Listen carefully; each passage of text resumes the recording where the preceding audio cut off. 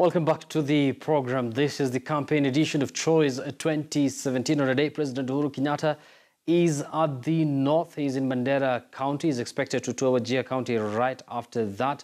NASA's flag bearer, or rather NASA's presidential candidate, Raila Odinga, is at the coast. He is in Lamu County. A while back this week, the NASA brigade were in Kitui, another stronghold of the opposition. Let's listen into what the leaders had to say during their tour. IEBC is supposed to be an independent institution. If Mr. Matiang'i wants to consult IEBC, he should go to the IEBC's office, not to summon IEBC to his office. IEBC, Bwana Chebukati, you have a destiny with your nation, together with your team. Mess around this time, life will never be the same for you and all that you represent. Muwe tayari timamu na macho katika kila polling station ya Kenya, ili hata ingawa wamepata nafasi ya kuchapisha wale, wajue sisi tuko tayari kwa uchaguzi wa tarehe 8 mwezi wa 8. Those are NASA leaders campaigning in Kitui there, and right from the press briefing we had a while back from the Siaya County Senator James Orengo, he was also criticizing, or rather making sure that the opposition are going to get a free and fair election. He has already indicated they're going to have their own tally system to give no room to what he has termed as manipulation. The same, things that, the leaders there, NASA leaders then during the tour in Kitui had raised. Let me just start with you, Kiseja. You've seen the NASA leaders once again casting aspersion on the Independent Electoral and Boundaries Commission. What do you have to say about that? Is one of the things we have to understand and recognize very well is that the nature of the opposition, the brand of the politics of opposition, not only in Kenya but all over Africa, to keep governments in check. That is the work of the opposition. That's why it's called the opposition. Now, when you look at putting government in check, we're also looking at them putting institutions that have been mandated by Kenyans to represent them in election. So that's why they're putting on check the IEBC. And what they are doing is basically telling IEBC that, we know you are independent. Please prove to us that you are independent. And I think it all began by the mere fact that Matiang'i had a close association with the officials of the IEBC. But now you have to understand one thing is that Honorable Matiang'i is the acting Minister of Interior. And that is a person who is supposed to be working very closely with the IEBC in terms of shaping the security landscape of the country. What we're not being told is what the discussions were about. But if it's a consultative forum where he provides checks and balances and finds out what are you doing as an institution, are we okay, are we prepared for the election, the levels of preparation, I wouldn't have a problem with that. You've already said that people don't know what the discussion was all about. Yes. So the opposition have all the right to raise alarm. The people are going to say that. Yes, of course they have. But the mere fact that, they've had a meeting with the interior CS. Yes, because the issue which IEBC has been falling apart, and where I have a problem with IEBC, is that either they don't have a communication department or their communication department is dead. Because what IEBC should be doing is to inform Kenyans. We are meeting with the Interior Security Minister and this is what we are doing. We are at an election process. We are 16 days to election. It's an issue of being very transparent and open to Kenyans. Just inform Kenyans what you're doing. And you wouldn't have opposition members of parliament or opposition leaders crying foul over this issue. For example, during that meeting, they could have come out and told Kenyans, this and this are some of the things that we've discussed with the interior CS, because that gives room for the opposition now. It gives them some sort of fodder. Exactly. Again, nothing new. Nothing new about these allegations. We have opposition which has maintained the rigging theme as their main political agenda. And I can tell you, you can now start seeing the reason why. Because you poke holes, you punch holes on this, on the IEBC every day. Then at the end of the day, you come and then tell us, now, after we have all realized that this IEBC is not credible enough, we have now come up with our own IEBC to be put up or to be set up in a foreign land. You get?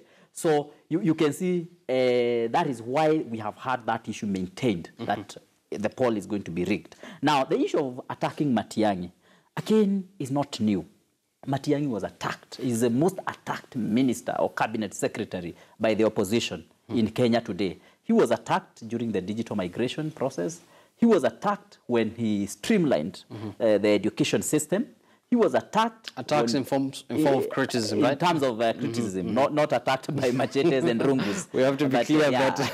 But he has, these guys have had a lot of verbal attacks to this gentleman. And they continue to attack him. But the guy doesn't look back. He doesn't look sides. He focuses on what he wants to do.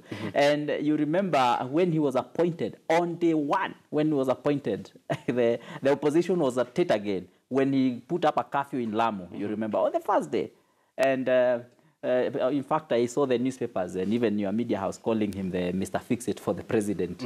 And by the way, Matiang'i is, I think, the most popular CS and one of the most popular public officers in Kenya, who actually comes from Nyanza region. And when he was appointed as a person to take charge of the security on day one, he was again, you know, and if you look at these attacks now coming only a few days after he has been in office, I don't think he's in office for more than 14 days. Now, IEBC has already set up systems which we have actually tested in the court of law and which we have all been following. How will Matiang'i surely come 16 days to the election, come and steal the election? How will he do that, sincerely speaking? And this election is going to be done through certain systems that have been set up. This election is not something that one will be walking in and steal votes. And, you know, it's not a ballot stuffing issue here now, because we are talking of an electronically conducted election, which has been done, or which is being done through a properly well laid out procedural systems, which we have taken time to develop. And speaking about the electronic system, yesterday there was a ruling from the High Court where the judges, of course, dismissed the opposition's application. They wanted IEBC be barred from using the manual backup. And you've seen another ruling by the Court of Appeal that, you know, gave the Independent Electoral and Boundaries Commission some green light to go ahead with the printing of ballot papers. So with all these there was also another one. Of course, we've been in and out of the courts for the better part of for the last 3 months, I guess. So do you think how well prepared is IEBC? Are they well prepared for this election?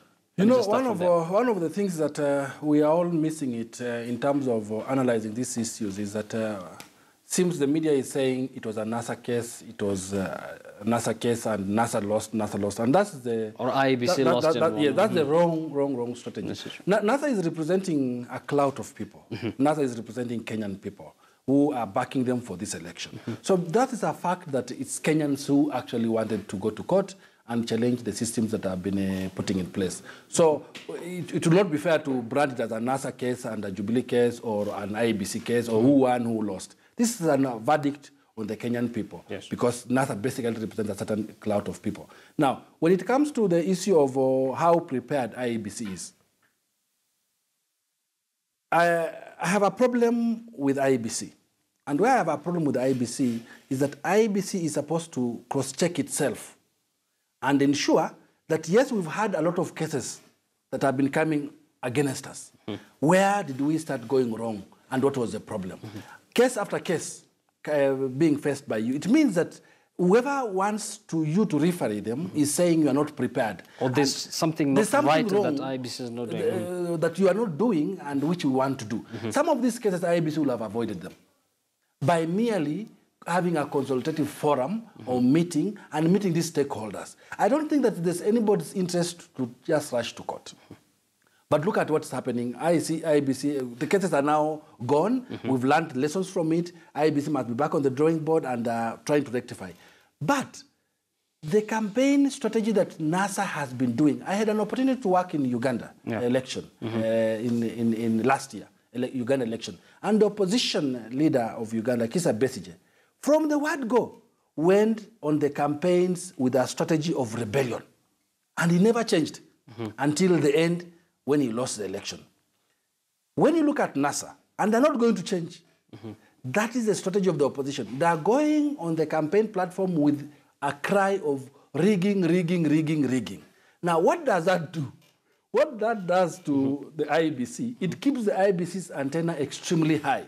So IEBC must listen to the opposition. Why are they saying that the election is going to be unfair? We must actually deliver as IEBC. As to their level of preparedness, going by the number of cases that they have battled with, even right now there's 1 or 2 cases still pending in court. Yes. I highly doubt, but we have 16 days to actually verify them. However, with the issue of tallying, and everybody being interested in tallying because of what happened before, IEBC is going to be at crossfire if they don't deliver in this election. Your view on that? You know, the approach that has been taken to take too many cases in court has gotten Kenyans tired and fatigued. We are talking of 19 cases. That really has caught Kenyans the wrong way. And it is okay. It is your democratic right. It is your right as a Kenyan to go to court anytime to have issues verified. But there are some cases that went to court, and you can't distance these courts from the people who are taking them to court. For example, you cannot say that a case taken to court by NASA versus IEBC, you can't avoid at the end of the verdict declaring that either IEBC has lost or NASA has lost, depending on who loses. So in this case, as you have seen Orengo doing the press statement today, he actually looks like a wounded soldier. Yeah, because in the past week he had won, and in fact, NASA people are actually clapping for him and saying, "Yeah, Kissinger is a lawyer. I'm sure he understands how it feels to lose a case." So people are clapping for him and telling him, "Go on, go on." Yes. But this week has put him down completely after NASA has actually lost 3 cases in a row. And the problem with the cases that we had this time is that these cases, all of them seemed geared towards preventing an election. You get. Look at the case they lost, for example, on Tuesday. Maina Kiei, who, of course, they seem to be working very closely with NASA, had gone to court to have the court declare the procurement of the KIM system, the integrated electoral system, irregularly done. You know? So if that was declared, what would that do to the election on 8th? Of course, those who are saying, going to an election is one thing, and going to an election that is credible is another. As you finalize, we are about to end the show. Your final comments, because yesterday there was a member of parliament who was arrested, arraigned in court, and again released based on allegations that he had propagated some sort of hate. So we've seen a number of politicians, doing the same, and we're heading to an election year. And there are those who are saying already, the drumbeats of violence. People have already started hearing them. Yes, and I think Kenyans, if you recall, and that's why sometimes being a student of history is very good. If you recall, after the post-election violence, there was Agenda 4. Agenda 4 institutions that were established. And we knew that much later, 10 years later, or 7 years later, we will have hate speech issues coming up. So at that time, with the wisdom of Parliament, they passed the Agenda 4 commissions. And one of the Agenda 4 commissions which was there was the NCIC.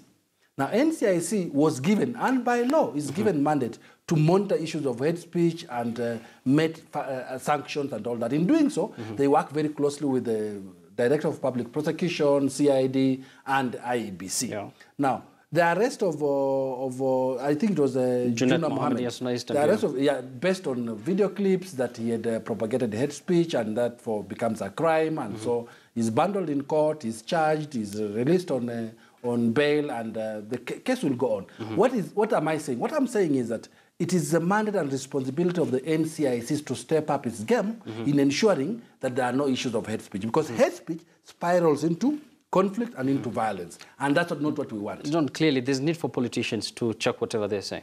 Yeah, it's very, very important. And if you look at what Junet Mohammed has said, for example, that they are going to take Raila, take him to Mombasa, swear him in. Let's not dwell much on that, because, of course, it's something that is before court. It's true. Yeah, but the issue of the politicians giving that wrong message and the wrong signal to Kenyans, and in a way dividing Kenyans, is a wrong thing. Yeah. And it's something that we must avoid. We must talk in a way to unite Kenyans, and we must talk in a way to help us work together as a country even after 8th. Now, this case has been pushed to October. That's when it will be listened to. And you remember Junet Mohammed, after the elections. Of course. And you know Junet Mohammed also has a history. He had another case in court recently. Again, it was also on hate speech. So my question to NCIC is, what actions are you taking against these candidates? Because it would be okay for NCIC actually to declare some of these candidates who are doing those kind of things and fit to run for the office. I mean, Junet doesn't come from a contested area. He comes from a stronghold. We have other candidates in that area. I mean, just declare him unfit and let those other candidates shine. Yeah. They all subscribe to the same political divide. So by that, you will send a very clear message to Kenyan politicians that we cannot afford to have politicians giving wrong signals, dividing Kenyans at this crucial moment. We need peace as a country. John, very briefly, the president is planning to tour a total of 24 counties in less than 16 days. How practical is that? Oh, Uhuru Kenyatta is and Deputy Ruto. They look energetic and good to go. Yeah. And those guys, sometimes they look like they're working extremely hard without getting fatigued. I think those guys can be able to do it. And of course, you know, today the preferred means of transport for these people is helicopters. Of course, Kissinger, it's the same momentum that NASA also trying to... Yes, and they do.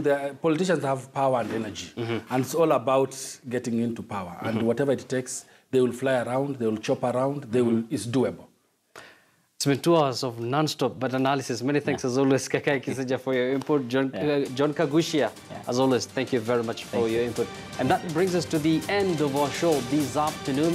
It has been the campaign edition of Choice 2017. On today, President Uhuru Kenyatta is in Mandera. He is expected in Wajir County today. And NASA presidential candidate Raila Odinga is in Lamu. We're not going to stop giving you details of all these campaigns because my colleague Mary Kilob is coming up next with the View here, KTN. We are going to get all those updates from her. From me here, my name is Yusuf Ibrahim. Bye-bye and enjoy the rest of the day.